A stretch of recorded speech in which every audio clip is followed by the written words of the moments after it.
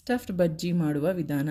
3 ಬೇಯಿಸಿ ಸ್ಮ್ಯಾಶ್ ಮಾಡ್ಕೊಂಡಿರುವಂಥ ಆಲೂಗಡ್ಡೆ, 1/4 ಸ್ಪೂನು ಖಾರದ ಪುಡಿ, 1/4 ಸ್ಪೂನು ಜೀರಿಗೆ, 2 ಸಣ್ಣದಾಗಿ ಹಚ್ಕೊಂಡಿರುವಂಥ ಈರುಳ್ಳಿ, ಕೊತ್ತಂಬರಿ, ಕರಿಬೇವು ಸ್ವಲ್ಪ, ರುಚಿಗೆ ತಕ್ಕಷ್ಟು ಉಪ್ಪು ಚೆನ್ನಾಗಿ ಮಿಕ್ಸ್ ಮಾಡ್ಕೊಂಡು ಇಟ್ಕೊಂಡು ಈ ಥರ ಒಂದು ಗ್ಲಾಸ್ಗೆ 3ರಿಂದ 4 ಸ್ಪೂನ್ ಕಡಲೆ ಹಿಟ್ಟು, 2ರಿಂದ 3 ಸ್ಪೂನಷ್ಟು ಅಕ್ಕಿ ಹಿಟ್ಟು, ಅರ್ಧ ಸ್ಪೂನಷ್ಟು ಅಚ್ಚ ಖಾರದ ಪುಡಿ, ಟೀ ಸ್ಪೂನಷ್ಟು ಬೇಕಿಂಗ್ ಸೋಡಾ ಮತ್ತು ರುಚಿಗೆ ತಕ್ಕಷ್ಟು ಉಪ್ಪು ಹಾಕಿ ಸ್ವಲ್ಪ ನೀರು ಮಿಕ್ಸ್ ಮಾಡಿಕೊಂಡು ಈ ಥರ ಕನ್ಸಿಸ್ಟೆನ್ಸಿಗೆ ಕಲಿಸ್ಕೊಂಡು ಬಜ್ಜಿ ಮೆಣಸಿನ್ಕಾಯಿನ ಮಧ್ಯದಲ್ಲಿ ಸೀಳಿ ನಾವು ಮಾಡ್ಕೊಂಡಿರೋವಂಥ ಸ್ಟಫ್ನ ನೀಟಾಗಿ ಅದಕ್ಕೆ ತುಂಬಿ ಸೈಡಲ್ಲಿ ಇಟ್ಕೊಂಡು ಒಂದು ಬಾಣಲಿಗೆ ಎಣ್ಣೆನ ಕಾಯಕ್ಕೆ ಇಟ್ಕೊಳ್ಳೋಣ. ಈ ಥರ ಲೋಟದಲ್ಲಿ ಬಜ್ಜಿನ ಅದ್ದಿ ಕಾದಿರೋ ಎಣ್ಣೆಗೆ ಬಿಟ್ಟು ಅದು ನೀಟಾಗಿ ಗೋಲ್ಡನ್ ಬ್ರೌನ್ ಆಗೋ ತನಕ ವೆಯ್ಟ್ ಮಾಡಿ ಅದು ಬೆಂದ ನಂತರ, ಯಾಕೆಂದರೆ ಆಲ್ರೆಡಿ ಸ್ಟಫ್ ಮಾಡಿರೋದ್ರಿಂದ ಸ್ವಲ್ಪ ಸಿಮ್ಮಲ್ಲಿ ಬೇಯಿಸಿ ನೋಡಿ, ಗರಿ ಗರಿಯಾದ ಸ್ಟಫ್ಡ್ ಬಜ್ಜಿ ರೆಡಿ.